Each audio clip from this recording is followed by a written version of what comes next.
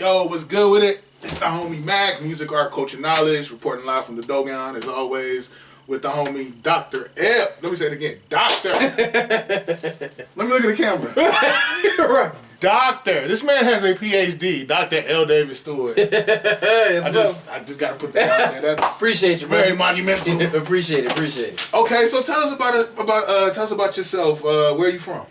Born and raised in Chicago. Moved around a bit. I've lived in Miami. I've lived in Canada. Okay. In Chicago. Okay, now first of all, what is a PhD? Not the Kanye acronym, which I won't use. No, you just said what is the Kanye? Oh, well, never mind. You're right. You remember Kanye, yeah, you see what I did there. Yeah, right. Gotcha. It's to some, it's the highest level degree that you can have in a subject matter. Okay. Doctorate of philosophy. Mine is specifically a doctorate in business administration. Wow. So what are you planning on doing with it? I gotta pay Sally off, or Navient, or Aid Advantage, whatever they go by, that new name. But ultimate goal is to be a dean of a business or a design school, because it's not enough of us in higher education, and we were talking about that, that we don't see us in positions where we're seen to be like, yo, we could be that. Like we see LeBron in the NBA, we could be that. We see Jay in music, we could be that. Right. We don't see that in them spaces, so. Right. I mean, I think a lot of our a lot of our socialization, especially as black boys, from black boyhood to manhood, you're socialized like either I'm gonna make it to the league or I'm gonna rap, you know what I'm saying, or I'm gonna just die trying. League, rap, drugs, and die. Well, yeah, that drugs too. Yeah, that part too. Right. But and I think I'm glad that you said that, because I think it's almost like, you remember Plato's Allegory of the Cave? Yes. Okay, so yeah, philosophy, yeah, of course. I think a lot of times our worldview is centered around our ecosystem. It is. So it's like, if there's like a narrative that's constantly pushed around us, that's our bubble.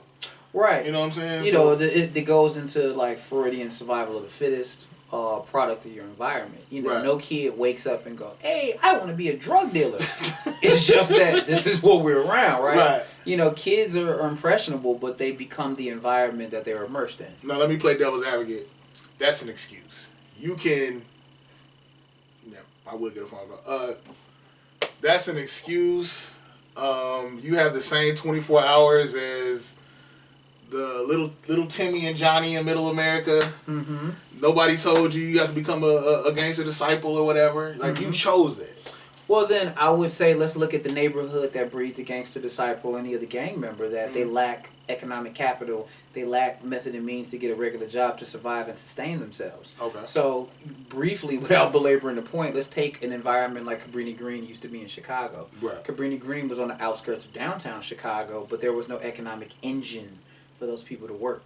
Right. So, all right, the projects break down, things like that. They can't go and get a home because of redlining. Right. They can't get loans because of banking practices. Right. They got kids, and at the end of the day, humans are mammals that will use survival instincts. Yes. So if I got to turn this brown to white so I can put rent on the table, then I'm going to do that. So I would tell that person, well, tell you what, let's remove some of your accoutrements, your financial things, and I'm going to put you in the same environment, and I will see what you do. Wow. Yeah, that's a pretty poignant response. But let me try this. So you didn't get caught up in that. So if you did it? Well, unfortunately, it would seem that I would be the exception to the rule. You know, one of the things is, God rest my parents, I had a very prominent father and mother in my life. You know, my dad, old school, raised in the South, but he pushed us to be better. But I also had a tribe of people around me at all times. I've had mentors. I've had people I've given gray hair to, but they were invested in me getting to the next level. You know, which is why I find it important to give back. You know, but there's a lot of people that have mentors. I mean, drug dealers have mentors. True. You know what I'm saying? True. You start on the block, and then you start working, and then someone sees something in you, and that's mentoring. Gotcha. But it's still about the environment, because the mentor is predicated on you evolving in, say it again, class, the environments. Right. So whatever environment you're in, killers are gonna mentor killers. You know, bankers are mentor bankers. So if Johnny's daddy was a banker and it's like, I want you in the family business, I'm gonna take you to work today when it's bring your kids today and all that, and I want you to see what I'm doing. Whereas if it's maybe a negative situation, you know, Pops is on the block, he might show you how to move a pack, how to see the ops, how to see the cops. Right. It's the same concept. It's just positive and negative, based on perspective. So basically, the same dynamics play out, but it's just different ends of the spectrum. Absolutely. Got you. If you could be a drug dealer, you can run a CEO company and vice versa. Oh, definitely. Yeah. You got regulation, you got competition, you got supply and demand, supply chain, Right. Marketing. Right. You got all the same concepts. Right. You got your overhead. Overhead, exactly, yeah. Okay, so let's talk about it. You're from Chicago, you're an Yes. MC. Yes. Let's talk about that. Stage name Nizam, got a band, Those Guys, been rapping 26 years. Okay. I guess I'm considered what's called classical hip hop. Got you. 90s era, raised in that scene, but I've seen music come a lot of places. And I'm also a manager as well for Rap Ferreira. So he's a well-known art rapper, very well-known. Okay. But for me, music has always been expression. Like I grew up when videos meant something. Right. You know, I grew up in ciphers, learning how to freestyle, learning to battle. So that overlays a big part of who I am just as a man and as a person. Okay. So, I remember, I'm in my late 30s. I'm getting up there. I remember, like, being afraid to freestyle in a cipher because I saw people get beat up if they were whack. You know what I'm saying? That was true. But now it's like there doesn't seem to be much of a premium on lyrical content, or is that just me? No, I think that's subjective on a personal level. I Okay. agree 300%, but just observation, like, they look at music differently. So our generation is better performing artists because we didn't have the technology to record so fast. Whereas this generation is better recording artists because you can get world-class sound at home, but they've never had to perform. You know, there's a difference between performing and recording. The recorded version and performing in front of a crowd is very different. Very different. Yeah. So, who are some of your influences? Heavy D made me want to rap. X-Clan, LL Cool J, Tribe. As I evolved as a lyricist, Black Thought, Freeway, Elzai, Skyzoo, Jay and Nas. Okay. I think Elzai is underrated. Very. Mechanically, he's him and Freeway as technical writers and spitters are amazing. No, I did not expect you to say Freeway. That caught me off guard. I did Freeway, not expect that. you know, if you write poetry, everybody knows what iambic pentameter is. For those that don't know, AAA, BBB, CCC. If you study lyrics and how he jumps his bars and all that, it's like, it's technical wizardry. Like, I'm a nerd for stuff like that. Okay, got you. So, yeah, and I think Elzai is pretty technical as a writer. He is, very. Yeah, you like Fonte? Oh, absolutely. Fonte was the real Drake. Okay, go into that. Well, you know, everyone was amazed that Drake could sing and rap. Fonte is a better rapper to me, and Fonte is definitely a better singer to me. That's no shade on Drake. Right. I think Drake's singing is good for hooks, but Fonte is a better, just technical singer. Okay. Does he still work with Foreign Exchange? Yeah. Yes, he does. Okay. But he's also, from what I've heard, he does a podcast with Questlove, and he's doing some other things. Okay. I mean, we all know people don't buy music outright like they used to, so you got to find other ways to sustain yourself. Right. Because now it's like, the money is really generated from live performances? Right, but then COVID impacted that because you couldn't perform, and then you got 360 deals, so now a lot of labels is like, oh, let me get that dollar too. Recoup everything out of it. Yep, exactly. Wow. So, let's talk about the drill scene in Chicago. I remember the first time I heard somebody say smoking on Tuka. I thought that was like a strand of weed. And then to come to find out, like, Tuka was actually a person. Yeah. You know, and just learning about the whole situation between the BDs and the GDs and about, what was it? You got... Chief Keef. Yeah, but I'm trying to think of the neighborhood. O-Block and... I can't remember what the BDs are. But I didn't realize, like, these neighborhoods are like a stone's throw from each other. Like, they're going to the same supermarket. Yeah.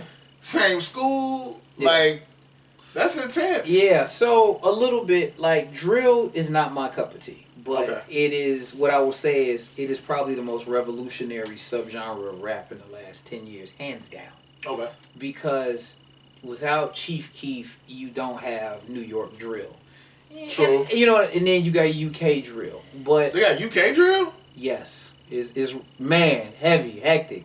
It would just be hard for me to take them. I mean, their accents, Bro. I couldn't put that with that type of beat. Bro, don't let the accents fool you. Brixton is just as rough as the south side of Chicago. Really? Oh, they got some pockets in London. Okay. Yes, Okay. yeah. But with And drill, they stabbing folks, right? Because you can't have a gun. Right? Yeah, but violence is violence. No. I'm saying to actually stab somebody. Yeah, that's an intimate hard, kill. yeah. That's an intimate kill. Yeah, you know what I'm saying? That's not a pal from over here. It's like I really don't like you. Right. Yeah. No, I wasn't trying to. No. Yeah, Shout out to Brixton. Right. Okay. But with drill, it's different because these kids, from my observation, the gang culture in Chicago has shifted over the last 20-something odd years. Okay. So what I mean by shifted is everybody's heard of like Larry Hoover, Jeff Ford, and these big names. These big names really manage the street organizations. Right. So now they're fractured and splintered, and now you have more cliques. So you could have like a BD, a Stone, and some so-and-so on the same block fighting a BD, a Stone, and some on the same block because they're in cliques. And then you don't have what we used to call governance and law on the streets. So it was certain things like if you grew up in like a city like LA or Chicago, you had your OGs that'd be like, yo, chill, we don't do that. Or, your little homie, that ain't you. You know what I'm saying? It was structure. Right, it was structure. There's no structure in the streets now. So you're seeing that with the type of crime and stuff that's executed. You know, like when I grew up in Chicago, there was a legendary case, Robert Young Sanford. Yeah. You know what I'm saying? Kid did what he did. He got executed. You know, because it used to be rules to like what you could or could not do. Right. These kids, like, they rap about getting ready to pop the ops. And they really doing it. And really doing it. Like, really doing it. You know what I'm saying? These kids ain't for play. Right. You know what I'm saying? The whole concept of a studio gangster is really kind of... Nah. These kids will rap about it, record it, and go do it, and then put it in the song. Like, I shot woo-woo on woo-woo. I'm like, yo, you know the Fed's listening. Right. But this is their music, and I think something that I even had to admit is being a classical hip hop artist, it was like I turned into that bitter old guy, like I ain't none of this shit. But I'm like, yo, really take the technical out of it. What's the difference between a Chief Keef versus a Nas in content, not technical rhyming? Okay. These kids are talking about their environment. You know what I'm saying? Fair enough. You know what I'm saying? And I think a lot of hip hop purists get so wrapped up in I don't like the beat, I don't like how he's spitting. These kids are talking their environment. You know what I'm saying? It's no different than when Nas was talking New York State of Mind. You know what I'm saying? I can see that. But we so caught up in it. This ain't produced by Primo or Pete Rock or this, that, and the third. You know what I'm saying? These kids are articulating what they see. And, you know, Chicago has really been a innovator, but we don't get our just due. I think Chicago really... I always tell people, if Chicago had a mechanism like a Hollywood... Yeah. A lot of these kids would be GDs and Stones before they would be Bloods and Crips. Yeah. Because I feel like the LA gang culture was, because of Hollywood, it was mass marketed almost. Like, well, Chicago was one of a very few major cities that don't really have those two particular gangs you mentioned. True. And that speaks to their own solidified culture. You know what I'm saying? Gotcha. Right. Those who know gang culture knows the alliances, which I won't get into, but you don't hear Bloods and Crips in Chicago, really. Right. And there are parallels, which I won't get into, but gang culture in Chicago and LA is very similar because it's generational. Yes. You know what I'm saying? Like, for instance, I was in LA earlier this year, like, even to this day, like, I'm mindful of red and blue. You just can't walk around, you know what I'm saying, with a Bulls jersey. Right. Or even the logo on your hat. You know what I'm saying? Because someone could walk up to you and be like, what's up, cuz? Like, if you from the South, then you thinking that's your cousin. If you don't understand LA, cuz means something. Or what's popping. You know what I'm saying? Or where you from? Right, you know what I'm saying? Chicago, same thing. How you had your hat broke off. I have friends from New York. I'd be like, hey, fam, straighten that hat up. You know what I'm saying? Because you thinking like, nah, B, I can do this. I'd be like, fam, you going to get 2 questions. And then you going to catch a 3-piece with no biscuit. And it will not be Harold. May not even. And it will not be Harold. Hey, you may not even get a question. You know what I'm saying? Because these little shooters will shoot first and talk later. But the drill scene, to come back to it, is a reflection of the time. And it's not the whole city. But, like, you know, you from a city that's had bad violence, people think, like, as soon as you step off the plane, you're going to get shot. I'd be like, yo, they got bad hoods everywhere. You just got to know how to move and govern yourself accordingly. Right. And what was I about to say? I guess what breaks my heart about all this is these are like babies.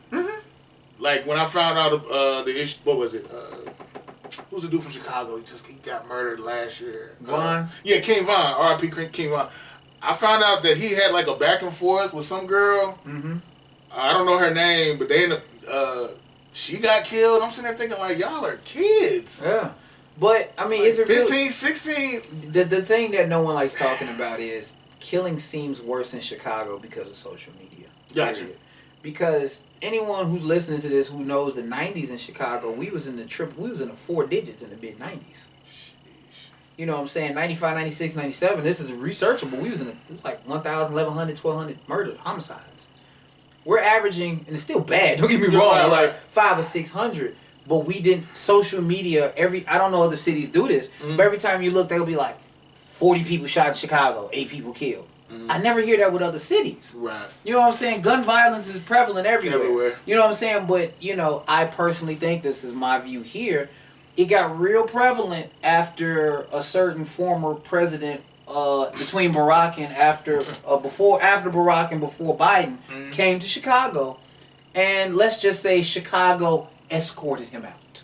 Gotcha. In 2016. So he had a vendetta, and it just seems like every time you look, someone's getting shot in Chicago or getting killed, and Chicago isn't even in the top 10 in murder rates.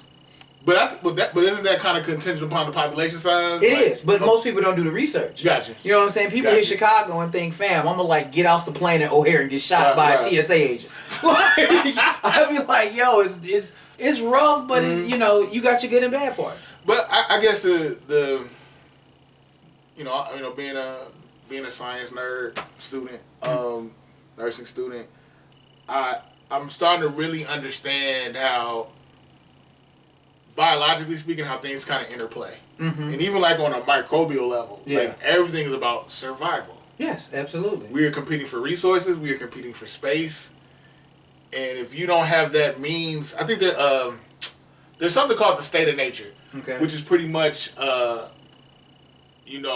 its core, we want to live in harmony amongst one another. But our core is survival. Yeah. So I remember the way our professor had explained it. He was like, "Okay, did you guys eat today?" Yeah. Okay. So he's like, don't eat. He's like, "Okay." What did he say? He was like, "Did y'all eat today?"